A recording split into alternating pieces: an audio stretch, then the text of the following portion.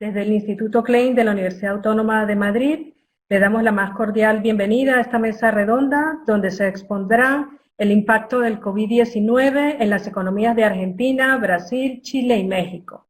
Quiero destacar que esta jornada forma parte de más de una treintena de eventos internacionales que se han puesto en marcha desde el año 2007 en el marco de los proyectos Círculo de Estudios Latinoamericanos CESTA y Red Econolatina. Bien, desde el inicio de la pandemia del COVID-19, las cifras a escala mundial sitúan en más de 10 millones el total de número de personas contagiadas y en más de medio millón el total de fallecidos. El confinamiento implementado para aminorar la tasa exponencial de crecimiento del virus ha traído consigo una destrucción de gran cantidad de tejido productivo y con ello un aumento de la tasa de desempleo y de la pobreza. Latinoamérica no es la excepción, dado su bajo nivel de desarrollo en los sistemas públicos y de protección social, a lo que se suma la caída en el precio de las materias primas y la volatilidad que han experimentado los mercados financieros y de tipo de cambio. En este contexto y considerando el interés en el seguimiento de la realidad latinoamericana, se ha organizado esta mesa redonda, en la que participan los siguientes expertos. Desde Argentina tenemos a don Pablo Javier Mira, de la Universidad Autónoma de San Martín. Don Pablo es magíster y doctorando en Economía de la Facultad de Ciencias Económicas de la Universidad de Buenos Aires y se encuentra especializado en macroeconomía y análisis de la coyuntura. Desde Brasil tenemos a don Rubén Saguaya, de la Universidad Pontificia Católica de Sao Paulo. Don Rubén tiene una maestría en Economía y un doctorado en Ciencias Políticas por la Universidad Católica de Sao Paulo. Desde Chile contamos con don Sebastián Monsalve Egaña, de la Universidad Arturo Prat. Don Sebastián es doctor en Estudios Internacionales e Interculturales por la Universidad de Deusto, España, y licenciado en Antropología Social y magíster en Ciencias Políticas por la Universidad de Chile. Por último, contamos también con don Eduardo Loría Díaz, de la Universidad Nacional Autónoma de México, de la UNAM. Don Eduardo es doctor en Economía por la Universidad Autónoma de México y en la actualidad trabaja como profesor de macroeconomía y econometría en la Facultad de Economía. Bien, a continuación le voy a pasar la palabra a doña Ángeles Sánchez, quien es la encargada de moderar esta mesa redonda. Doña Ángeles Sánchez es profesora del Departamento de Estructura Económica de la Universidad Autónoma de Madrid. Muchas gracias, Sofía, y también a nuestros participantes. Bueno, voy a explicar muy brevemente el formato. Yo iré haciendo distintas preguntas a cada uno de nuestros ponentes, no necesariamente las mismas, para conocer la situación de la pandemia y los efectos socioeconómicos en cada uno de sus países y, nos responderán con respuestas breves, en torno a 3 minutos. Antes de nada sí me gustaría decir, aunque Sofía en cierta medida ya lo ha indicado, es que en la actualidad es precisamente América en su conjunto, incluyendo también a Estados Unidos, el foco central de la pandemia en este momento, así como hace 2 meses lo fue Europa y previamente lo había sido China. Aunque si bien es cierto que hay grandes dificultades para conocer los datos reales, sí podemos decir que, por ejemplo, Brasil se encuentra en la actualidad entre los países, concretamente el segundo país más afectado después de Estados Unidos.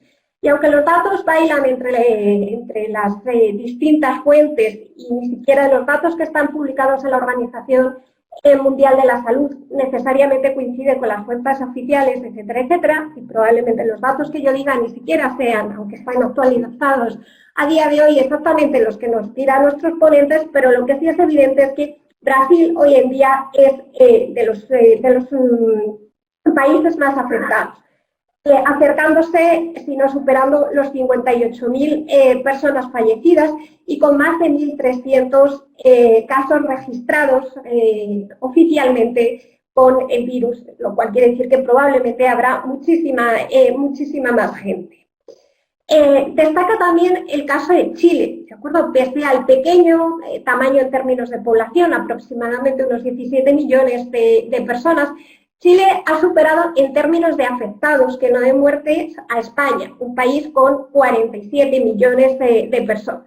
En la actualidad hay más de 5.500 muertos y se está aproximando a los 300.000 afectados.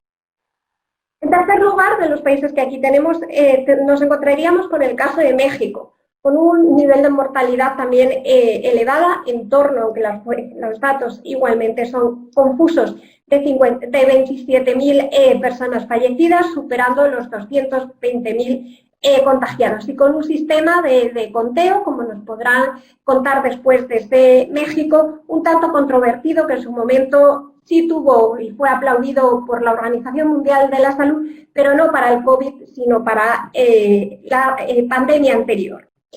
Y finalmente tendríamos el caso de Argentina, y aquí cabe destacar pues, que sorprende quizá por todo lo contrario, ¿de acuerdo? Supera escasamente las 1.200 muertes y además tiene registrados también un número mucho más bajo de contagiados.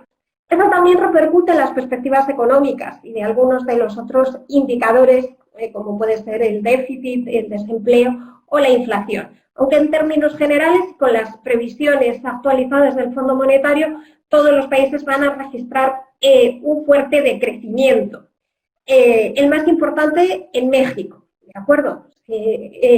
Posteriormente nos pondrán a contar un poco las previsiones, seguido de Brasil, con una caída que supera el 9%, que superará el 9% según el Fondo Monetario, pero que además fue revisado la semana pasada, y Argentina con un decrecimiento probable del 5,7% y Chile del 4,5%.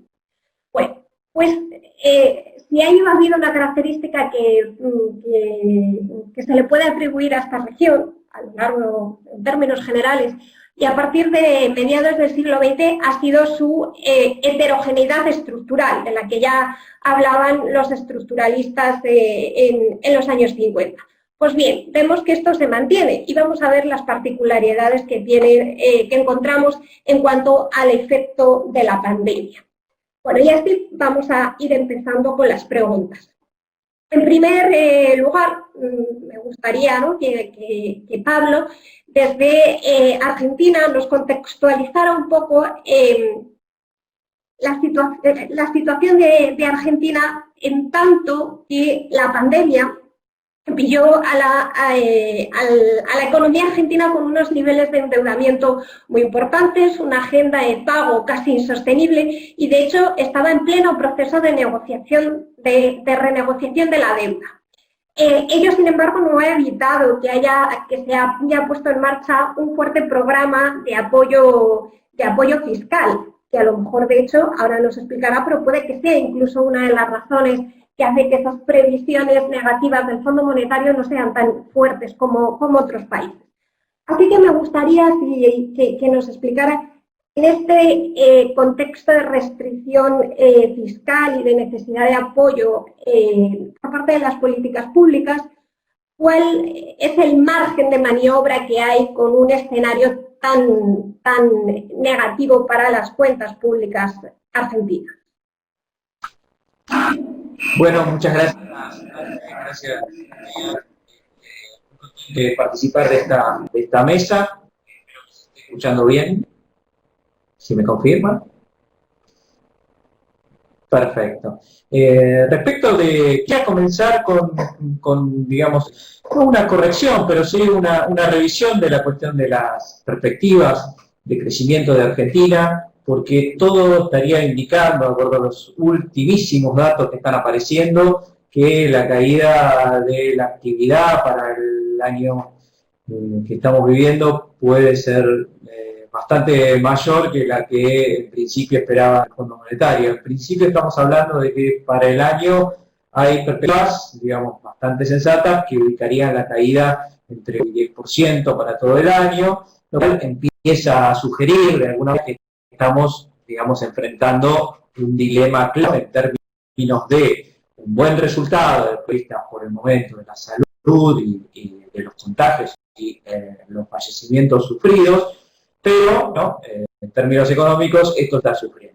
La preocupación se extiende incluso más allá de la situación especial de la pandemia, porque como bien decía Ángeles, estamos enfrentando la respuesta fiscal a la inyección de ingresos con una política naturalmente expansiva, al igual que en otros países, pero que tiene dos características diferentes. La primera es que el impacto y las actividades fiscales en la economía argentina son limitadas, dado una historia en la cual las cuentas han sufrido mucho, en donde Argentina, desde luego, no tiene ningún acceso al financiamiento internacional. De modo que se está ejerciendo en términos de gasto público corresponde exclusivamente al financiamiento con emisión monetaria. El otro problema, y asociado con este, es, digamos, dado que la capacidad que tiene el gobierno de continuar creando el déficit con emisión implica que el porcentaje del gasto total o del déficit fiscal afectando la economía es más bien limitado. De hecho es en Argentina 3% del PIB contra paquetes que en algunos casos superan el 5% del PIB en otros países. Digo, aún teniendo en cuenta que el impacto es más bajo, además vamos a tener que sufrir con una situación en el futuro en la cual, bueno, habrá que volver esos pesos de alguna manera para evitar que una economía que viene con una historia millonaria presiones desde el punto de vista de los precios. Esas presiones podrían trasladarse a los precios, que es lo que últimamente ha estado sucediendo, a través de las devaluaciones del peso, que si bien está controlado desde el punto de su cotización oficial, que se tiene más o menos sostenida, se ha expresado en términos de un aumento importante de los tipos de cambio, llamaré alternativos o, digamos, libres en el mercado, que observan una brecha importante con el oficial. Esto posiblemente pueda tener algún impacto en términos de presionar sobre la devaluación del dólar y así generar alguna inestabilidad adicional. Así que esos son los desafíos que hoy estamos enfrentando en el presente y de cara al futuro.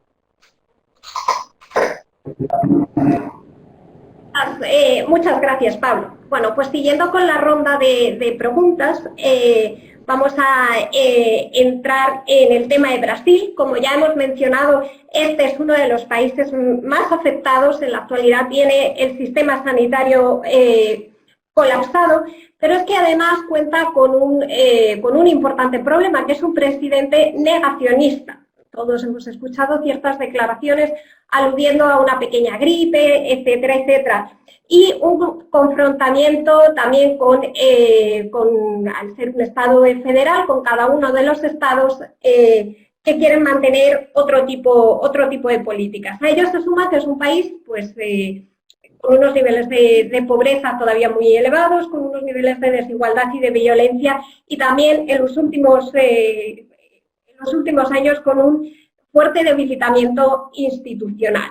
Con lo cual, la pandemia no es solo un tema sanitario. Da la sensación que, en el caso de Brasil, aunque no es exclusivo de este país, estamos hablando de una triple crisis, ¿no? Entonces, me gustaría preguntar a Rubens cuáles son los escenarios de futuro, en principio en términos socioeconómicos. Ya abordaremos los temas institucionales posteriormente. Sí, muchas gracias por la invitación, muchas gracias por poder hablar de esta situación. Yo trataré de hablar en español, intentar. Yo sé que es motivo de broma en Brasil por cuenta de mi portuñol, pero pido perdón, pero intentaré para que todos puedan comprender. Sí, nos tenemos una situación de una triple crisis, que una crisis económica que venía hace 5 años.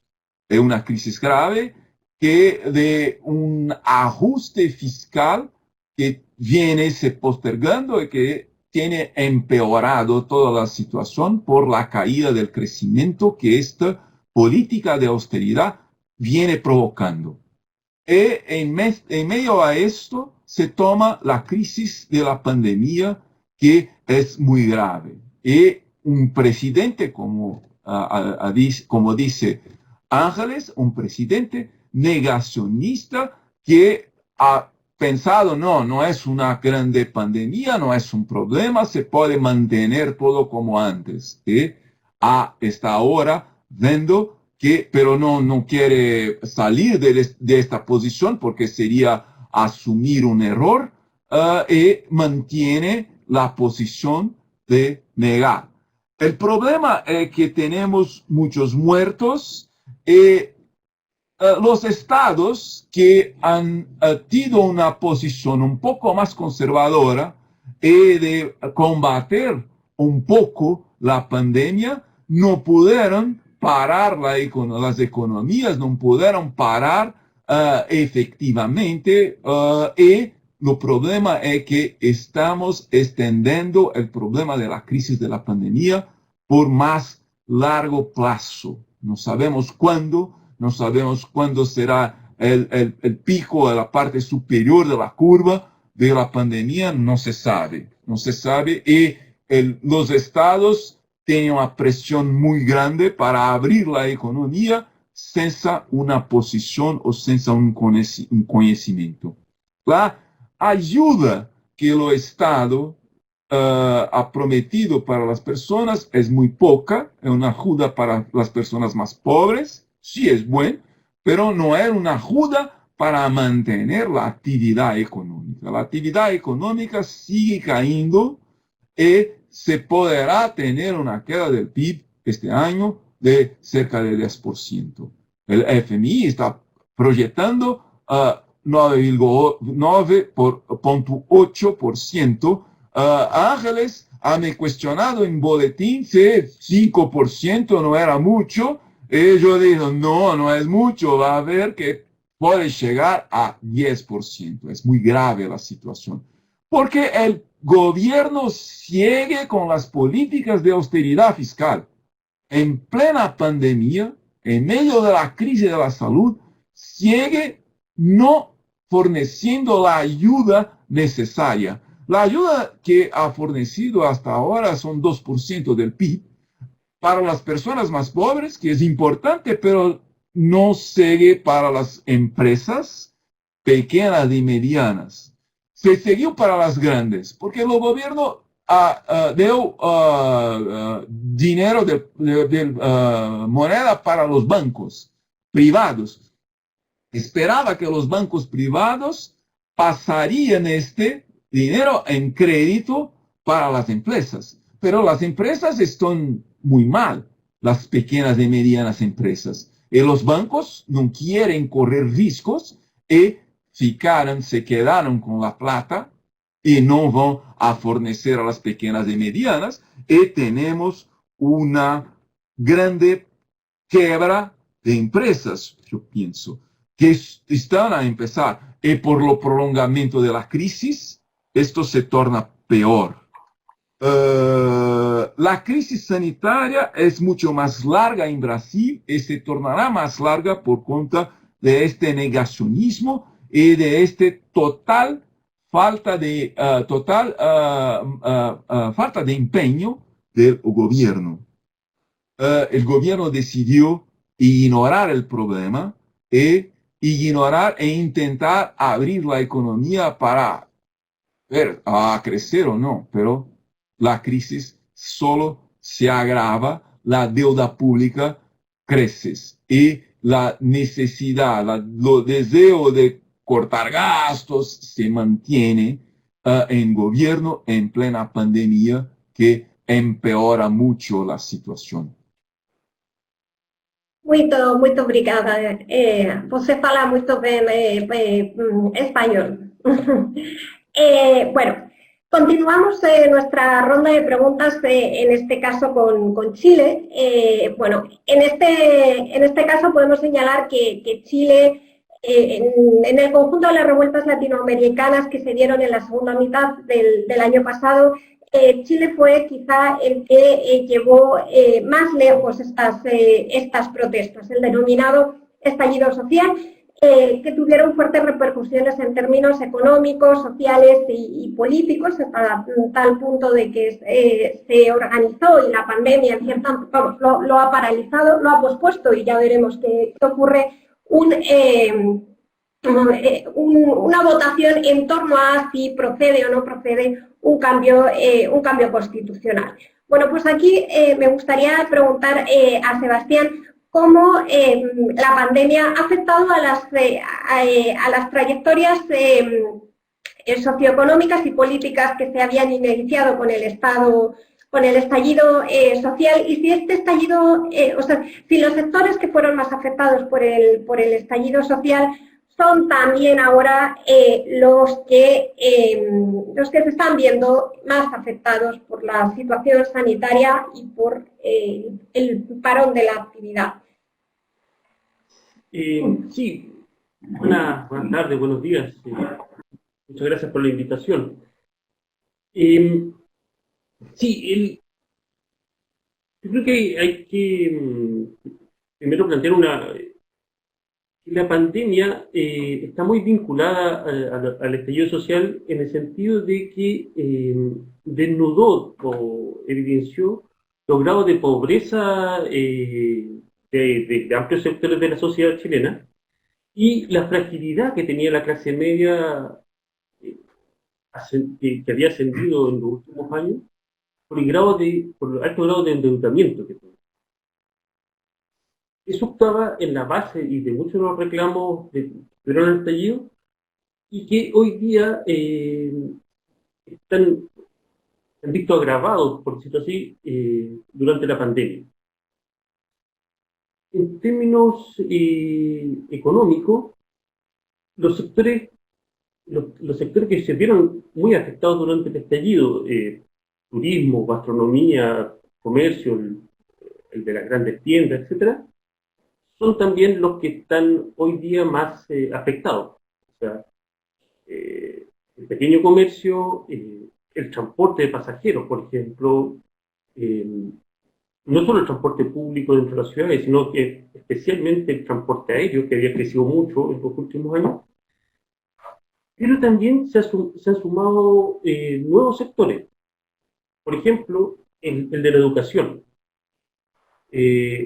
Es interesante ver cómo, si bien durante el estallido las universidades y la educación secundaria básicamente se había paralizado, lo que vemos ahora con el estallido es un grave golpe a la industria educacional privada superior, de las universidades privadas.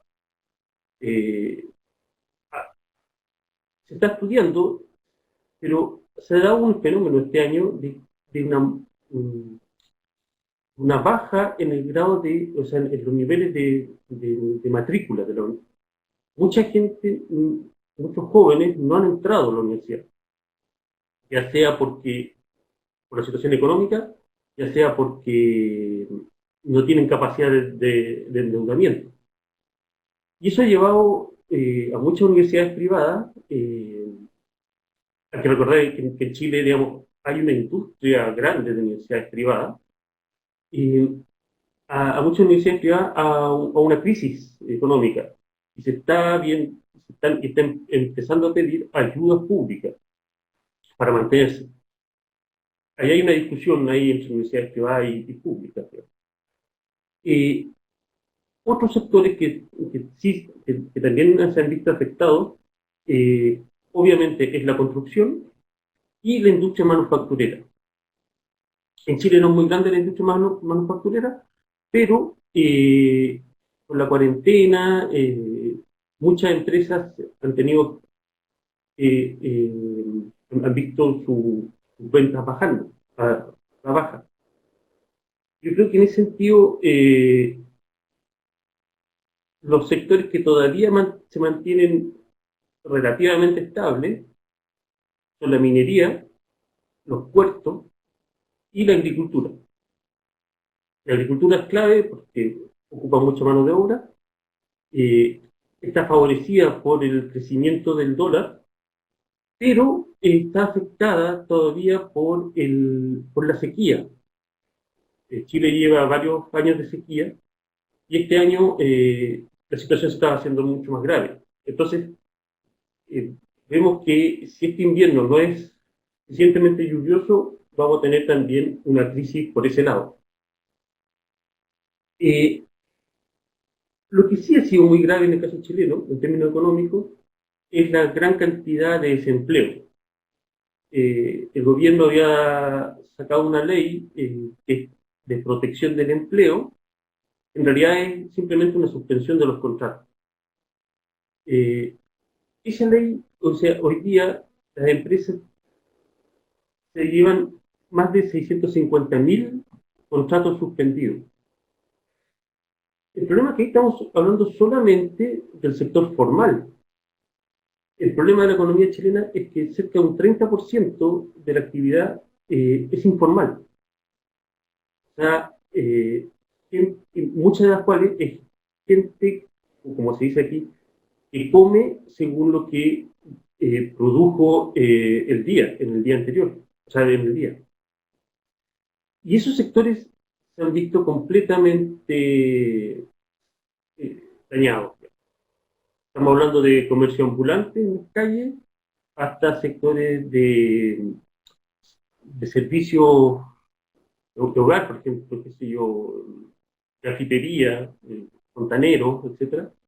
Gente que no tiene contratos, que no tiene seguridad social, y por lo tanto no está institucionalizada en el precario sistema de seguridad chileno.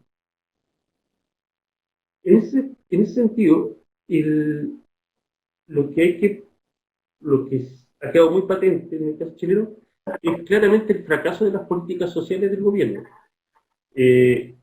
Unas políticas sociales que en principio apuntaban a ayudar a los sectores más pobres, pero que se mostraron completamente insuficientes. O sea, hablamos, por ejemplo, de repartir cajas de alimentos.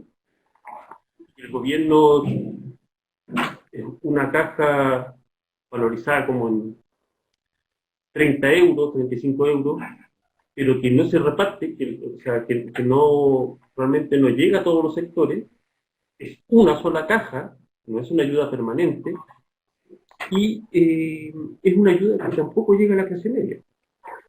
Por lo tanto, tenemos ahí un problema de que las ayudas sociales son muy pocas y el gobierno no quiere subirlas mucho más.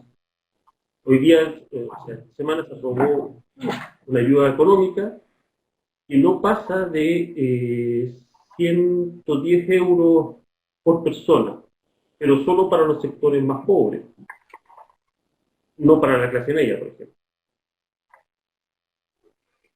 Vale.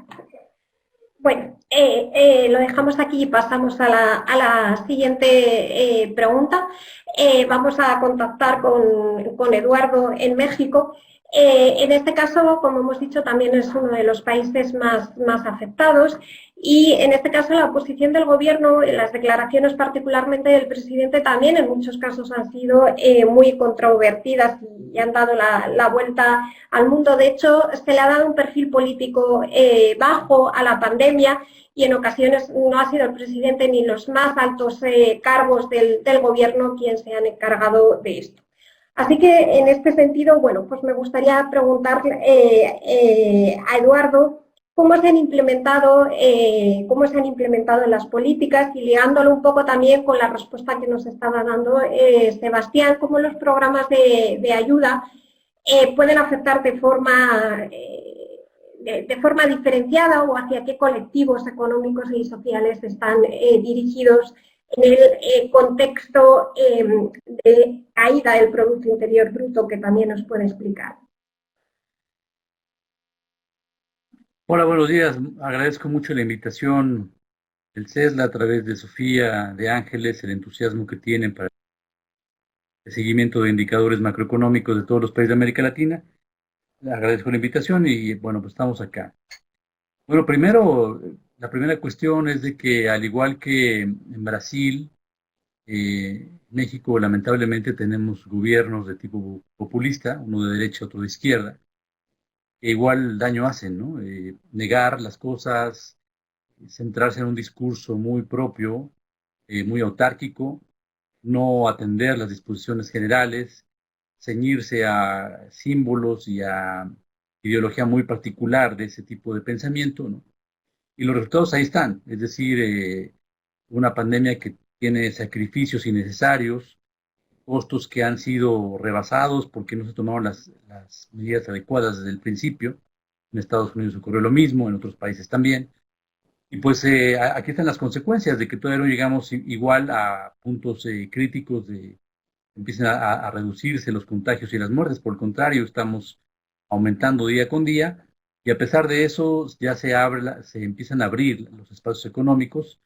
Es decir, aquí la pregunta era, ¿qué es mejor, morirse de hambre o morirse de enfermedad? Y bueno, la opción fue relajar la actividad económica para que, bueno, también tenemos una tasa enorme de informalidad, 60% de la población ocupada está en la informalidad, con todas las modalidades que se quiera, pero esto implica que efectivamente es gente que vive de lo que vende el día, ¿no?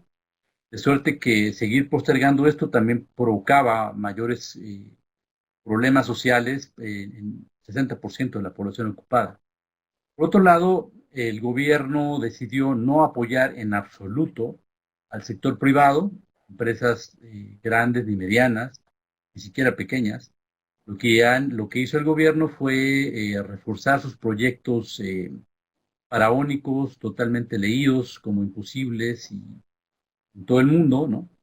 Y no solo eso, sino atentar contra la inversión privada y la inversión internacional extranjera, y no solo de España, sino de Estados Unidos, con lo cual asesta un golpe adicional a las características propias de esta epidemia económica en principio, ¿no? Y lo que ha hecho es reforzar sus programas asistencialistas hacia la gente más pobre, que es el voto duro, digamos, el voto que lo llevó al poder hace 2 años y que en el cual cifra sus esperanzas de mantener mayoría constitucional el año próximo que hay elecciones intermedias.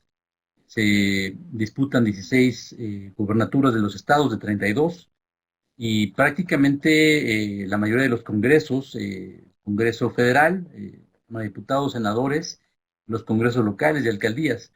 Entonces el apoyo ha estado dedicado hacia un grupo de población que no sabemos si son 23 o 27 millones de mexicanos, pero donde se concentra el voto duro a este gobierno y hacia ahí se va la apuesta, no hacia clases medias, no al sector productivo, no al comercio, no a empresas que generan producto y generan valor y generan empleo, sino hacia un voto duro para el próximo año. Con lo cual, evidentemente eso ha hecho que las perspectivas de caída del producto sean mayores porque esos sectores asistencialistas no generan valor. Sería mucho mejor haberlo dedicado hacia el sector productivo que acarrea empleo, genera valor y eso genera un efecto multiplicativo y no como se ha hecho hasta ahora. Muy bien, muchas gracias, Eduardo. Bueno, ligando un poco con el tema que nos ha mencionado Eduardo, reiniciamos otra ronda de preguntas. Me gustaría preguntarle a Pablo ya hemos hablado, tanto Sebastián como Eduardo nos lo ha comentado y Rubén también, sobre los impactos y los programas distintos en función de los niveles sociales, pero otra de las características de América Latina es sus grandes desigualdades también en términos territoriales. Y en este caso, pues me gustaría que nos ilustraras un poco con qué impacto va a tener la crisis económica motivada en la pandemia sobre pues, las regiones más pobres, como pueden ser las del nordeste, que son básicamente dependientes de recursos naturales, aunque también de agricultura de exportación, que como hemos visto en Chile sigue siendo pues, uno de los sectores más dinámicos, o incluso pues en las zonas exportadoras de hidrocarburos que se sitúan en el sur del país. Bueno, pues ¿cuáles pueden ser las diferencias territoriales derivadas de la propia desigualdad en la estructura productiva? Sí, Ángeles, Argentina tiene una característica bastante particular respecto de su estructura productiva regional, siendo que es un país muy grande y en donde tenemos un contraste muy importante de lo que es lo que llamamos el área metropolitana de Buenos Aires, que incluye la ciudad de Buenos Aires, pero también el conurbano, en donde básicamente tenemos prácticamente un 40%, un poco más de la población, otros centros urbanos en el resto del país, y después sí zonas o regiones digamos, más pobres, digamos, más rurales o dependientes de los recursos naturales. En el caso de la pandemia tenemos dos efectos contrapuestos. Digamos. Por un lado, por supuesto, las oportunidades que hay en el interior del país siguen siendo limitadas, sobre todo en el noroeste y en el noreste del país, que son las áreas, digamos, estructuralmente más pobres, y, digamos, contrasta esto con, bueno, otras áreas del país en donde, digamos, los naturales son más ricos, como el área pampeana, o aquellas provincias que tienen recursos petroleros, como ocurre en el sur. Ahora, dada la situación actual de la pandemia, cabe aclarar que, salvo en una o dos provincias, hemos tenido muy pocos casos a nivel regional y la enorme mayoría, yo te diría casi un 90% del problema se ha concentrado en lo que es el Buenos Aires y sus alrededores, que es lo que llamamos conurbano, el área metropolitana que yo les decía antes, de modo tal que el impacto que tiene el aislamiento en zonas cercanas a las ciudades, en particular a Buenos Aires, está siendo mucho más fuerte que el impacto que tiene la reacción en otras partes del país, en donde lo que tenemos es, por el contrario, una mayor apertura y una vuelta a la actividad en muchos sectores. En particular, en el interior, también las exportaciones vienen, digamos, funcionando relativamente bien, y las actividades extractivas, que también forman parte de los ingresos de muchas provincias, también se están. De modo que tenemos la situación particular que lo que está sufriendo en este momento son los bolsones de pobreza en el conurbano de Buenos Aires y fuera de la capital, más lo que llamamos los barrios populares dentro de la capital federal, que son los que más sufren, debido a que la Argentina tiene larga tradición de informalidad, en donde hay sectores que les es mucho generar ingresos, sino es con salidas al lector, con interacciones con otras personas. Estoy hablando, por ejemplo, típicamente de vendedores ambulantes, ese tipo de cosas.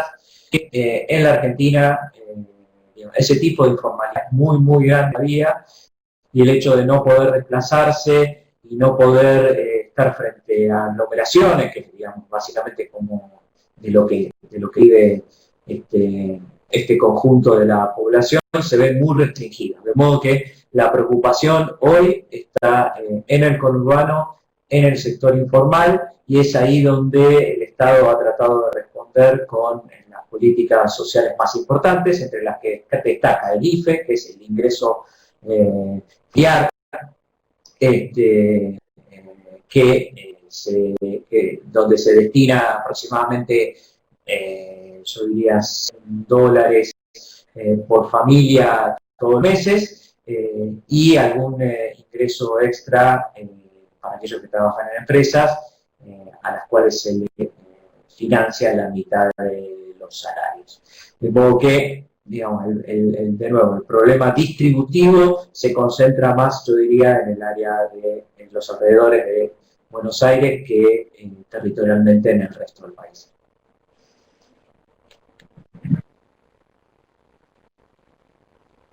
Muy bien, muchas gracias, Pablo. Bueno, continuando con la ronda de preguntas, pasaríamos nuevamente a Brasil. Y bueno, en este caso, Brasil en el conjunto de América Latina, como país de gran tamaño, jugaba un cierto rol internacional.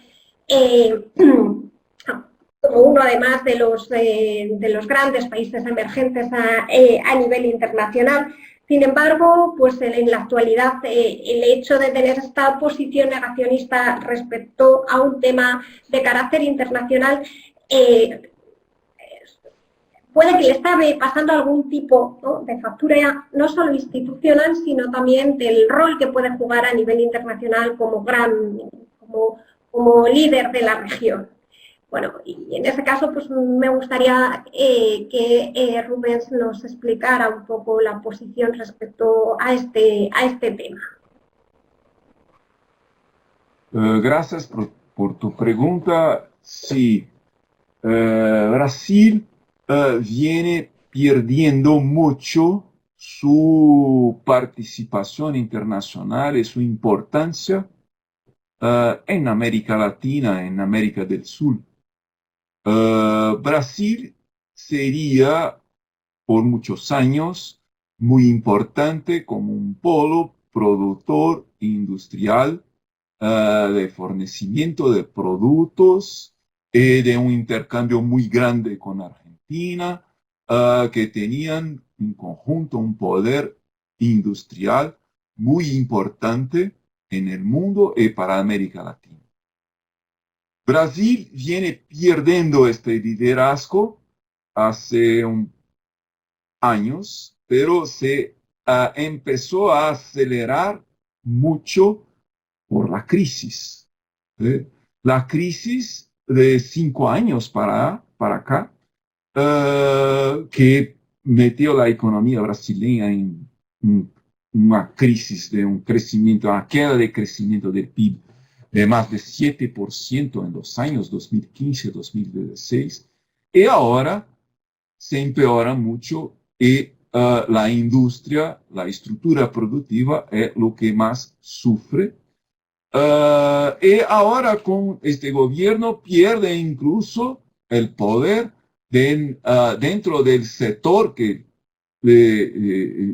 tiene, que sigue, que es el sector de exportaciones de commodities, de exportaciones de soya y mineral de hierro, que están por cuestiones de mal administración internacional, de posición internacional, viene perdiendo también espacio por esto, por estas cuestiones políticas de mala administración.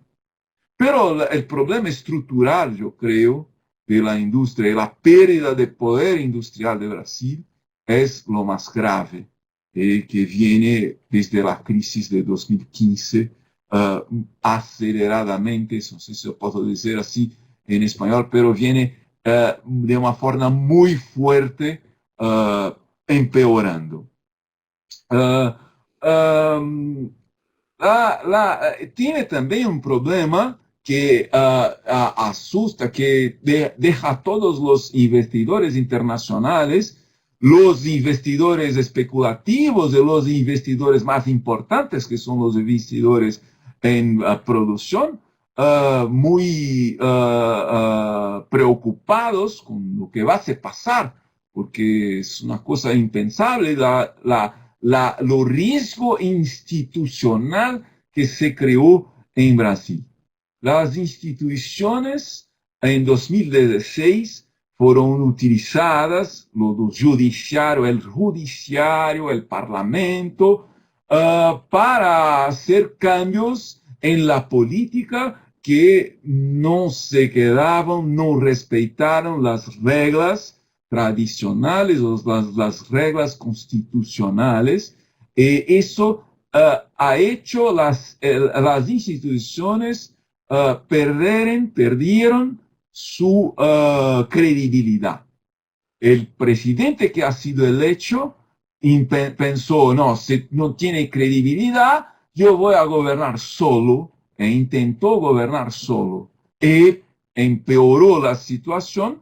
¿Por qué? Porque como una dictadura. Si gobierna sin las instituciones, es como una dictadura. ¿Sí? Ahora las instituciones, Brasil se consiguió acalmar un poco por cuenta de las cosas que están hablando sobre el presidente y su familia, que las instituciones están tratando de investigar y las cosas se acalmaron un poco en términos institucionales, pero no se sabe a dónde se llevará esta crisis institucional que tenemos. Combinando la crisis institucionales con la crisis económica y con la política de corte de gastos, se puede llegar a una cosa mucho más grave. No se sabe. El fato es que yo no creo que este presidente es un presidente que se mantiene, que va a se mantener, porque si las cosas se arreglan como están, se aquietó el presidente por cuenta de las investigaciones y se puede quizá gobernar hasta la 2022. Yo creo que esto se va a pasar, pero no se sabe con la crisis económica que viene, no se sabe si será posible por las manifestaciones de todo lo que se pasa. La unión con los Estados Unidos en subordinación, una forma de subordinación completa, no llevó a ningún beneficio para Brasil.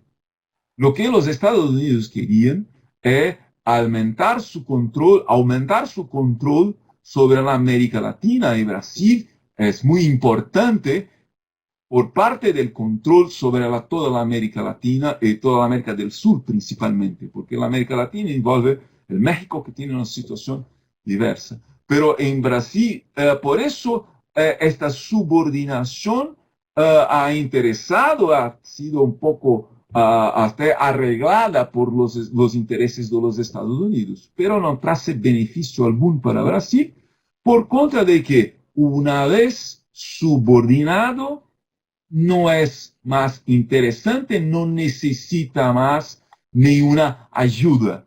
El objetivo de Trump, el objetivo de los Estados Unidos sería solo subordinar Brasil. Y Brasil se encuentra totalmente subordinado, y por eso es un problema que para los Estados Unidos no significa nada. Por eso estamos anexados, subordinados al centro del poder, los Estados Unidos, pero sin ningún beneficio para tirar de eso.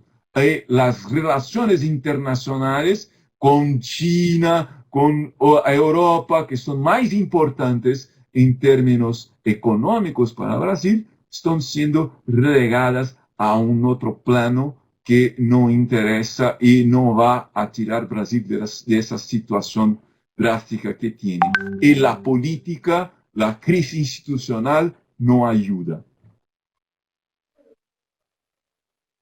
Muy bien, muy obrigada. Continuamos con una pregunta para Chile. El estallido social debilitó mucho la figura del presidente y en términos generales del gobierno, incluso con una remodelación muy importante, entre ellas la del ministro del Interior. En la actualidad, me gustaría que nos hicieras un análisis sobre el impacto que está teniendo también sobre la credibilidad, en este caso con la dimisión del ministro de Salud. Pero todo esto además se hace en un contexto que ya se inició en el estallido social de una cierta parálisis de la oposición. Y que por lo tanto, pues en este análisis también resaltaras cuál es ese papel que la oposición tiene en la actualidad. Yo creo que lo primero que hay que plantear es que la estrategia del gobierno ha fracasado, digamos, la estrategia sanitaria y también la estrategia política. para marzo se esperaba, todo el mundo esperaba que volvieran las movilizaciones sociales y la tensión política. Y así lo había apuntado, o así lo habían demostrado, por ejemplo, la movilización, la marcha para el Día de la Mujer, que reunió más de 1 millón de personas. Eso se leyó como un nuevo resurgimiento del movimiento social. Entonces, la pandemia se pensó, o algunos planteaban, que podía ser una oportunidad del gobierno para aplacar el movimiento social y mejorar el perfil político del presidente, etc. Pero la estrategia fracasó. La salida del ministro de Salud, de Mañalich, es la demostración clara de que un ministro protegido y querido por el presidente, que es la demostración clara que estos 3 meses de pandemia, digamos, el gobierno no logró finalmente instaurar un nuevo aire político. Yo diría incluso que la discusión estructural, digamos, respecto al modelo de desarrollo y respecto al rol del Estado en la economía, ha crecido incluso con la pandemia. La pandemia, como decía delante, ha tenido un muy fuerte tinte social, sobre todo desde que empezó a afectar a sectores populares. Entonces, se está leyendo como un problema de pobreza, no solo como un tema sanitario.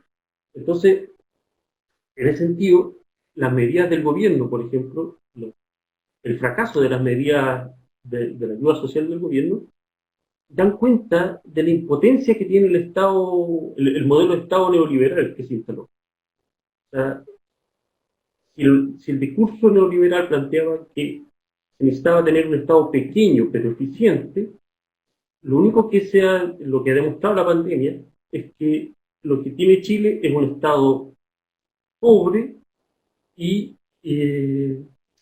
ineficiente, digamos, precario, muy débil, incapaz, por ejemplo, de repartir cajas de alimentos a su población. O sea, ni siquiera tiene esa capacidad logística. Por lo tanto, nuevamente se ha puesto sobre el tapete, con más fuerza aún, creo yo, el problema del rol del Estado. Y eso se ha manifestado en la última semana con la discusión sobre las AFP, sobre el sistema previsional. Una semana, una corte de Antofagasta, si no me equivoco, ordena que se le permita a una persona retirar sus fondos. Y eso ha desatado toda una discusión, nuevamente, sobre el tema de la previsión social, de la previsión, que es uno de los grandes pilares del modelo económico. Y el problema que tenemos es que, si bien el gobierno ha fracasado, digamos, y la derecha está tensionada, por parte de la oposición sigue estancada. Estrictamente no ha generado nuevos liderazgos y tampoco tiene mayores proyectos políticos. El único proyecto que hay, que no es menor, pero es el plebiscito del 26 de octubre, me parece, el plebiscito constitucional, constituyente. Pero no hay un mayor, hay un consenso de que el Estado tiene que jugar un rol más importante en la economía, etc., pero no hay un modelo propiamente tal. Eso creo.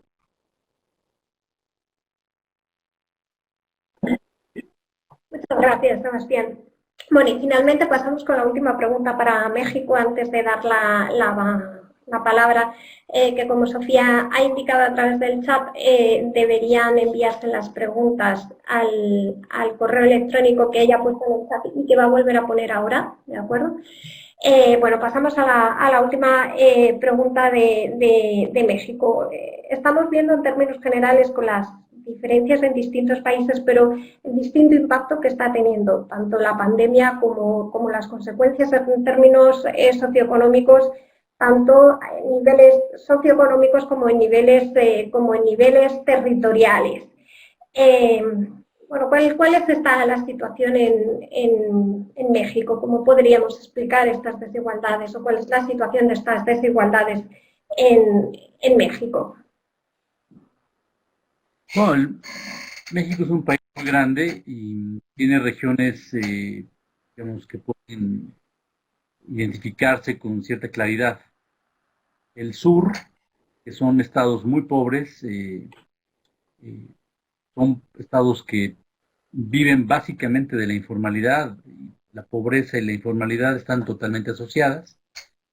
Tenemos muy poca información de esos estados, de qué pasa ahí, pero seguramente les está pegando mucho más fuerte. La información sobre casos de incidencias, muertes, es muy manipulada. Seguramente ahí están las cosas muy mal. Tenemos una región en el centro y en el norte que está muy vinculada al comercio y al valor agregado de Estados Unidos, que es aeronáutica, informática, electrónica, componentes diversos de aparatos domésticos, electrodomésticos, incluso parte con la industria bélica estadounidense. Y en parte eso fue lo que hizo que el país abriera antes de tiempo por la presión de Estados Unidos, porque somos parte fundamental de la cadena de valor de ese país.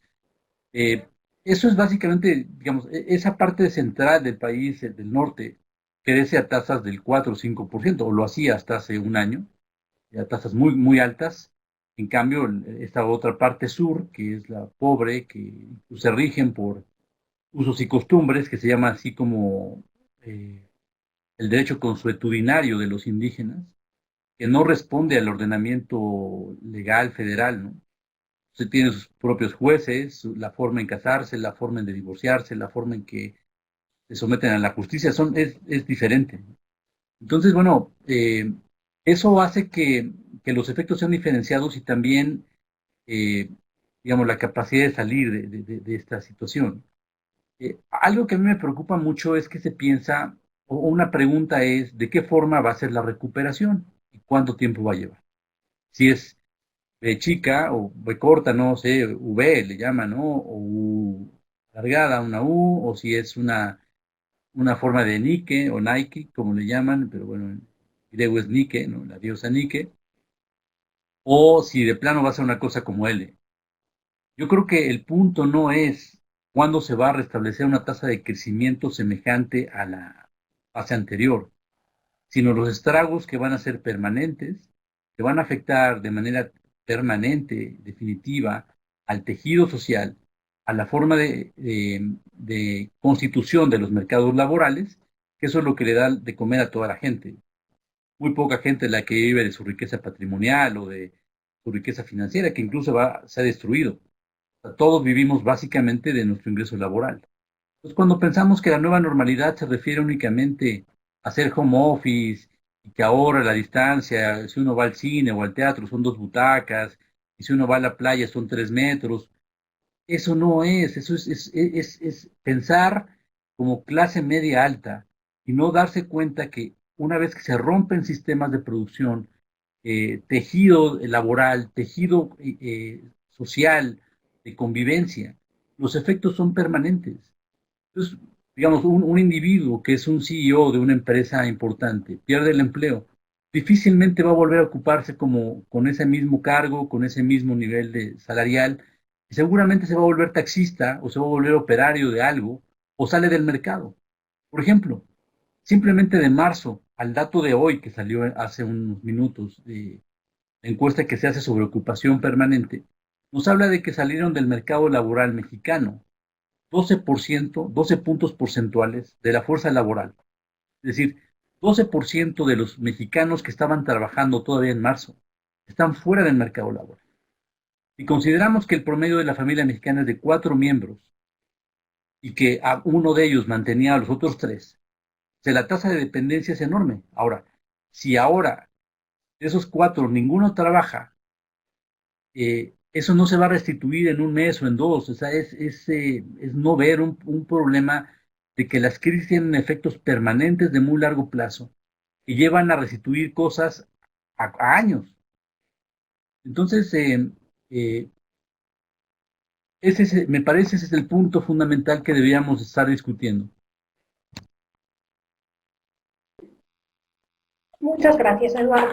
Sin duda alguna, esta no es una crisis que vaya a durar solamente el tiempo que va a durar la enfermedad. Sofía está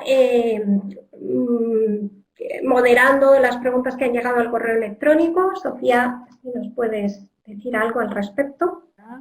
Sí, buenas tardes. Tenemos varias preguntas. Sofía. Voy a ir interconectando con el correo electrónico para irlas leyendo, ¿vale? He estado pendiente de las preguntas. Hay varias.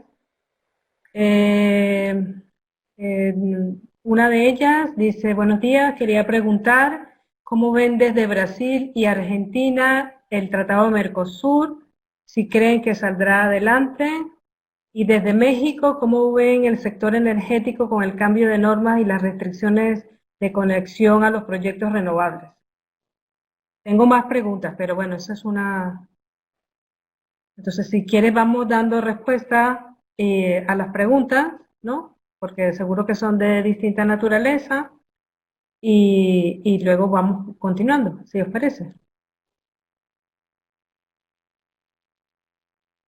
¿Quién responde primero? Tomo la palabra brevemente para decir que la situación del Mercosur viene empantanándose en los últimos años de manera progresiva y que de alguna manera las diferencias políticas que han habido en general y los nuevos desarrollos que han observado en la región han generado algunas divisiones y algunos puntos de vista bastante diferenciados entre los países. Hay dos aspectos que creo están golpeando fuertemente la relación y el posible destino del Mercosur. El primero tiene que ver con una situación económica de los dos países principales del Mercosur, que ha sido muy decepcionante en los últimos años y que reduce los incentivos para realizar acuerdos. Y el segundo, como decía antes, tiene que ver con esta diferencia de perspectivas y específicamente con la aparición del acuerdo Mercosur-Unión Europea, que también trae ruido a las discusiones de coordinación regional.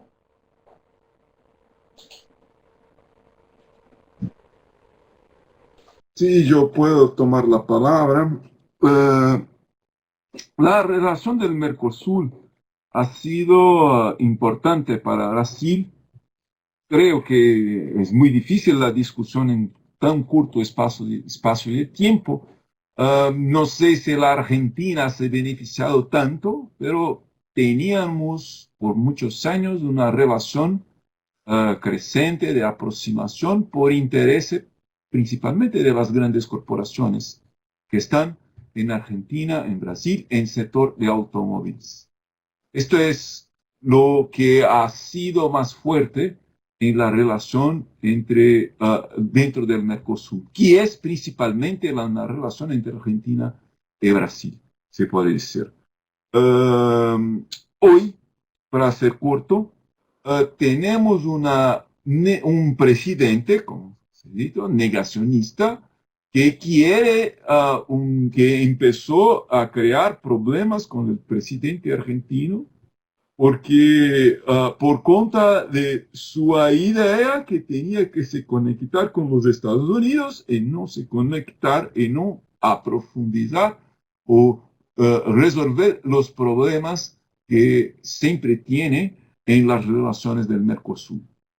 Hoy tenemos un presidente que no se moviliza y que no se organiza y un sector externo del gobierno que no quiere, parece que no quiere relaciones con el Mercosur, que es para Brasil el principal mercado de productos industrializados. Unos 30%, 35% de las exportaciones de productos manufacturados se van para Argentina. Se tornar el Mercosur son cosas de 50, 60% de los productos industrializados. Eso significa que para Brasil el Mercosur es muy importante en términos de la estructura industrial y siempre con la conexión con la Argentina. Esto es muy mal, no hacerlo funcionar. Lo acuerdo de Mercosur con Europa es un acuerdo que no va por cuenta de los problemas políticos institucionales que tenemos en Brasil principalmente ahora, pero que tenía Argentina en lo presidente que pasó, que también era un presidente que no quería aprofundizar las relaciones con Brasil.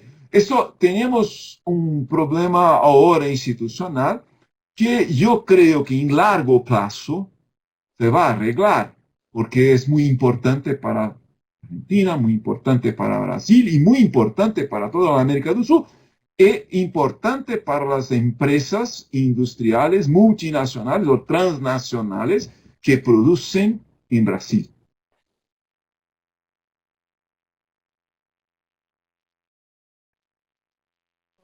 Profesor Eduardo.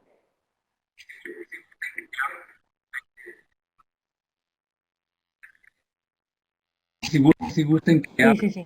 de lo de la iniciativa energética del gobierno actual. Esto responde a esta idea estatista de los 60, donde el gobierno debe ser muy fuerte y debe controlar la actividad económica. Y como parte de eso es regresar a un discurso totalmente acabado, ¿no? Años 50, 60, donde Pemex y Comisión Federal de Electricidad, que son empresas estatales altamente ineficientes, que producen energéticos muy caros y muy malos. Se hizo toda una reforma energética en los últimos años con la finalidad de privatizar el sector y que hubiera privados que generaran electricidad a bajo costo, con energías renovables, limpias. Se firmaron convenios con Alemania, con España, Estados Unidos, Canadá, y ahora de un plumazo el gobierno actual las quiere echar para atrás para que Pemex no tenga competencia y que ese monopolio que tiene el gobierno federal se consolide. Y lo peor de eso es que es utilizar energéticos del siglo XIX como petróleo crudo, combustóleo, etcétera, que son totalmente negativas al ambiente. 1, 2, son caras en cuanto a su producción, son energías muy sucias, no son renovables. Y bueno, ahora nada menos con la empresa española Iberdrola la acusan de una serie de cuestiones, ¿no? Y por lo tanto se apela a un recurso, digamos, de nulificar acuerdos previos y contratos con empresas canadienses, estadounidenses, alemanas, españolas, ¿no? Y se llega al grado incluso de acusarlas de prácticas oscuras, por decirlo menos, lo cual es una amenaza total a la inversión extranjera directa. Y lo peor de todo es que un país que no tiene energía barata, eficiente, que mueva un país, no lo puede mover. Es decir, una energía sucia, cara, ineficiente, pues no permite mover al resto del sistema económico. Entonces, por fortuna, hoy parece ser que un juez paró esta iniciativa federal. El presidente está enloquecido porque se paró una iniciativa que viene de él, pero un juez afortunadamente tuvo la autonomía y tuvo el valor de pararla. Ahora, el problema es de que el embajador estadounidense la semana pasada hace declaraciones de que hay una gran incertidumbre internacional respecto a la violación de los contratos y al no respeto del Estado de Derecho ni de principios de propiedad, que esto es totalmente atentatorio a la teoría del crecimiento convencional. Entonces, esa es la forma en que se están manejando las cosas en este gobierno, y nos recuerda a otros países que ya se pasó por lo mismo, con resultados catastróficos, ¿verdad? Y se sabía de antemano pero desgraciadamente la experiencia que deja. Pregunta para usted.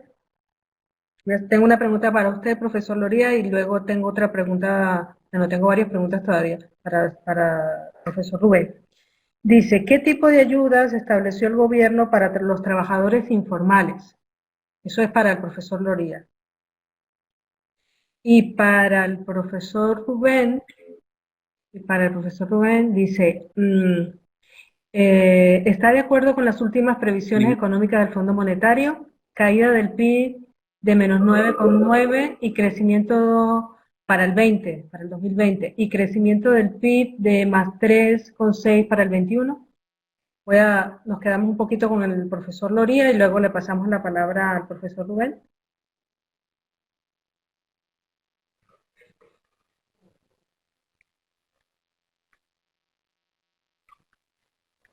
Bueno, el discurso oficial, que es bastante consistente, ¿no? No por ello aceptable, sino consistente, sólido desde hace décadas. Yo tuve oportunidad de conocer a este grupo gobernante hace 20 años, en fin, y han sido muy congruentes, eso se debe aceptar. Parten de que el pueblo es sabio, que el pueblo merece todo, y cuando se habla de pueblo se refiere a la gente que está en condiciones de pobreza. Pero no se manejan los apoyos en términos de volverlos productivos, sino de volverlos dependientes. Y eso es un voto corporativo al gobierno, es un voto, digamos, comprometido, tal como se hacía con los gobiernos anteriores, pero esto lo han reforzado inclusive. Entonces, lo que refiere al sector productivo, lo que refiere al sector que genera valor, es considerado como neoliberal. A mí nunca me ha quedado claro qué es ese concepto. O sea, que funcionen los mercados, eso es ser neoliberal. Tenemos economías de mercado donde funciona oferta-demanda, tiene que haber obviamente regulación, supervisión de organismos reguladores, gobierno, contratos, ley, etcétera. Pero el hecho de que funcione un sector privado productivo por este gobierno es considerado como que son enemigos de la sociedad, que todos son corruptos y que todos persiguen fines que son contrarios a los pobres. Esto nos recuerda a otros países que conocemos.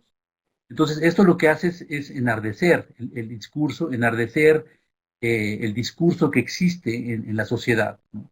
Ustedes los ricos, nosotros los pobres, y eso se refuerza con la actitud y con el discurso gubernamental. Con lo cual dice, yo no voy a apoyar a los ricos que se han enriquecido de robar, de violentar los derechos de los pobres. Por lo tanto, todo el dinero, se ha reasignado el dinero de universidades, del gobierno de inversión, se ha encaminado hacia el gasto asistencialista, como lo dije hace un rato, que no sabemos si son 23 o 27 millones de personas. Ni siquiera sabemos realmente cuál es el efecto que ha tenido. Se asignaron presupuestos muy importantes, digamos, a lo que le llaman ninis, ni trabaja ni estudia, ¿no? Y eso no ha tenido un efecto de aumentar la producción, ni la productividad, ni la empleabilidad de jóvenes, pero sí de asegurar un voto en las elecciones del año próximo. De suerte que el pensar que el sector productivo, porque son neoliberales, son enemigos de la sociedad.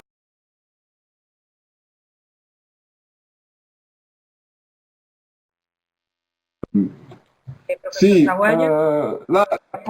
las proyecciones, me preguntaron de las proyecciones del FMI.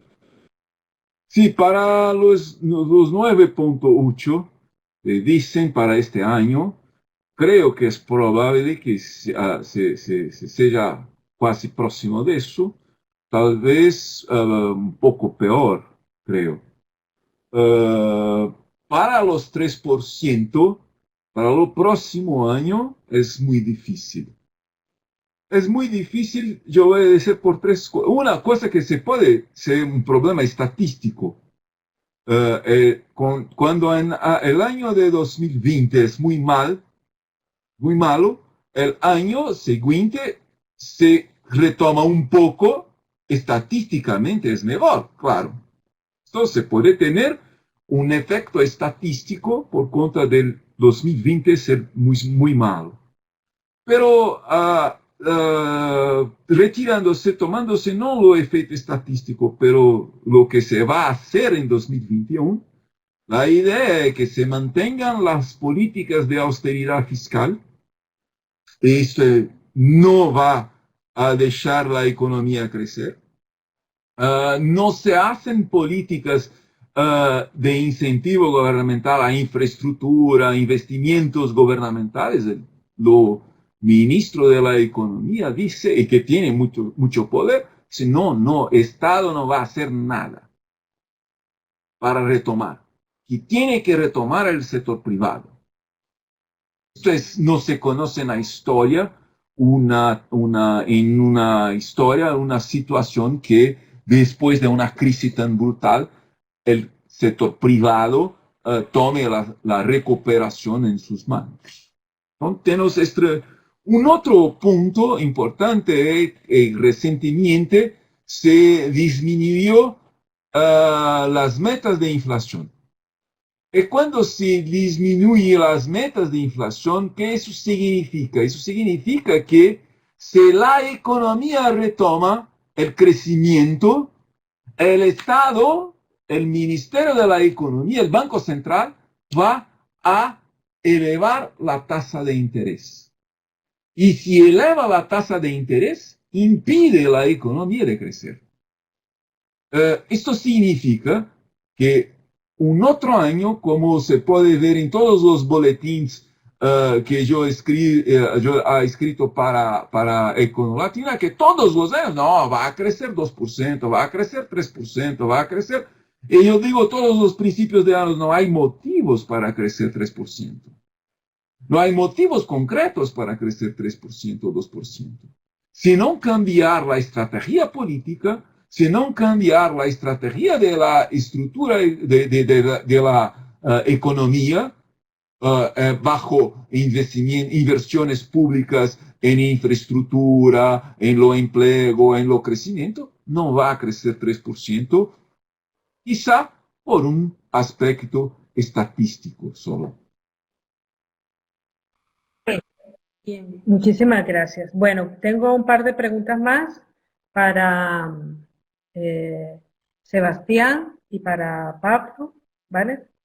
Entonces, que la pregunta fundamental va orientada a la fuga de capitales, si son capaces de cuantificar un poco la fuga de capitales que ha tenido estos países, y también pues el crecimiento de la deuda pública interna y externa como consecuencia de la aplicación de políticas fiscales de corte expansivo para minorar las consecuencias en términos de pobreza que puedan estar experimentando la población. Yo creo que con eso ya podemos dar por cerrada la mesa. ¿A quién le paso primero la palabra? ¿A Sebastián o a Pablo? A Sebastián.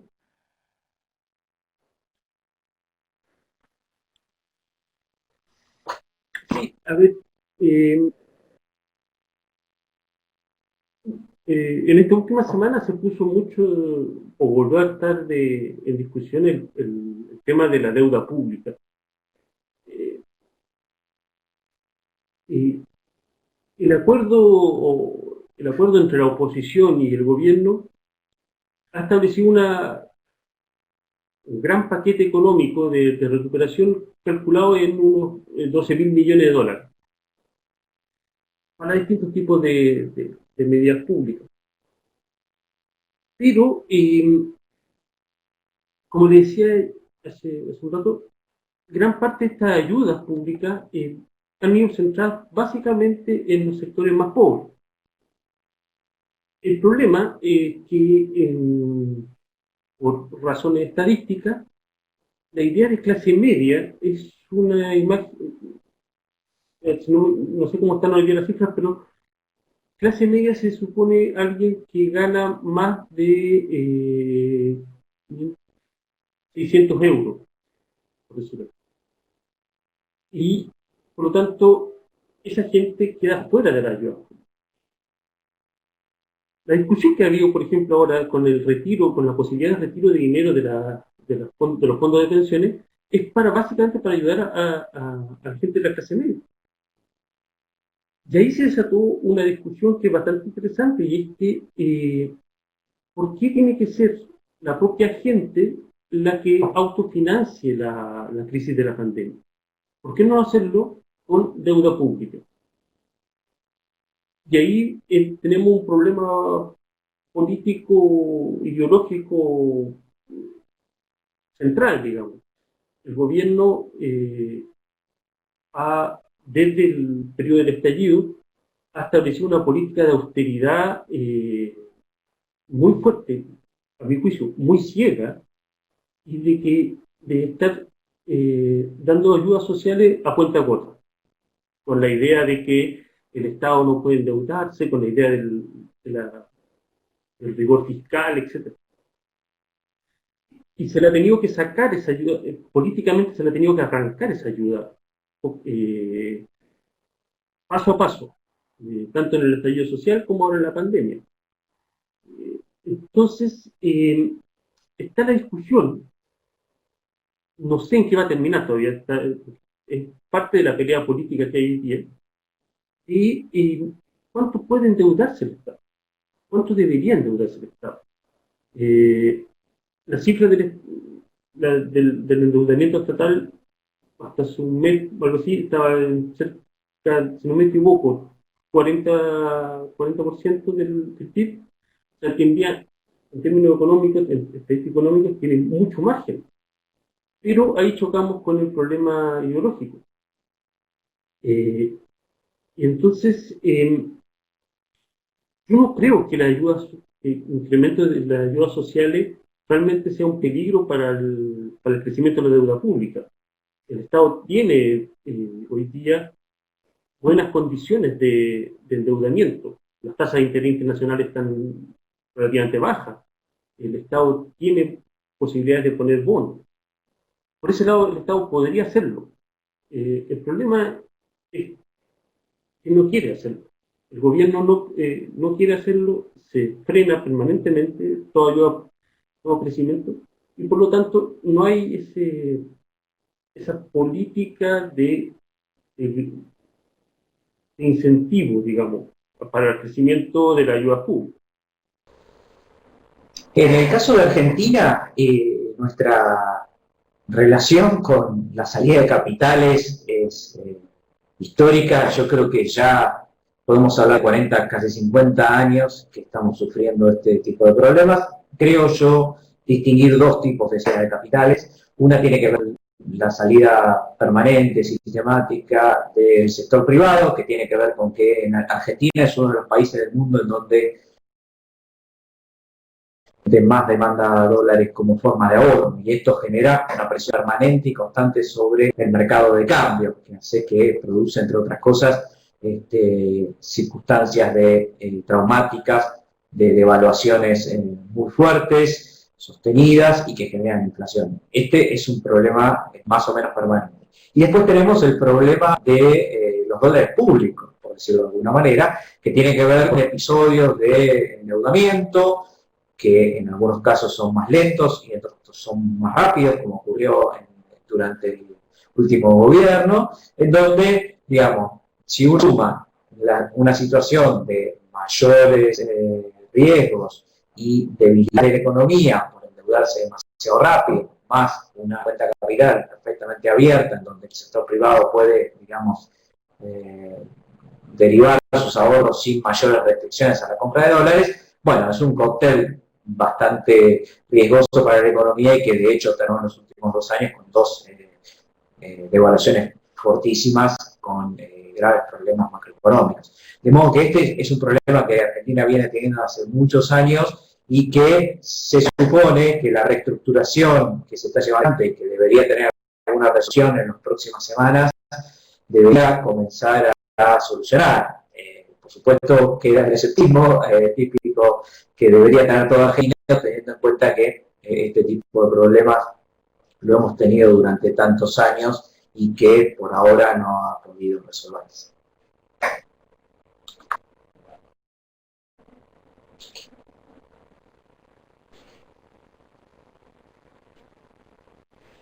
Muchísimas gracias a todos. Yo creo que ya pues damos por concluida esta mesa redonda o esta jornada. Yo creo que ha sido bastante fructífera y participativa, ¿no? Las personas que han asistido al chat han estado bastante, con sus comentarios han estado bastante dinámicos, así mismo con sus preguntas, con lo cual pues ya empiezan a agradecer. Ha estado muy bien. Y por mi parte daría por concluida la mesa redonda, agradecerle a Pablo, a Sebastián, a Rubén y al profesor Eduardo su interés en participar en este tipo de iniciativas y su compromiso con los proyectos Círculo de Estudios Latinoamericanos y Red Econolatin. No sé si Ángeles quiere decir algo más. Simplemente ratificar el agradecimiento a nuestros colaboradores por su participación en el debate de hoy. Y bueno, aprovechamos quizá para informar, aunque ya lo sabrán, a los participantes, que hay en la página de Tesla están publicados los informes, aparte de los informes semestrales que venimos haciendo anual, o sea, cada 6 meses durante ya hace bastantes años. Hay unos informes publicados particularmente sobre el impacto socioeconómico y político de la pandemia, que fueron publicados a finales de abril, pero que un poco la idea en el seminario de hoy era actualizar esos documentos y esos debates. Nada más. Sin más, entonces damos por concluida la jornada. ¿Vale? Muchísimas gracias y hasta Gracias. Muchas gracias. Hasta luego.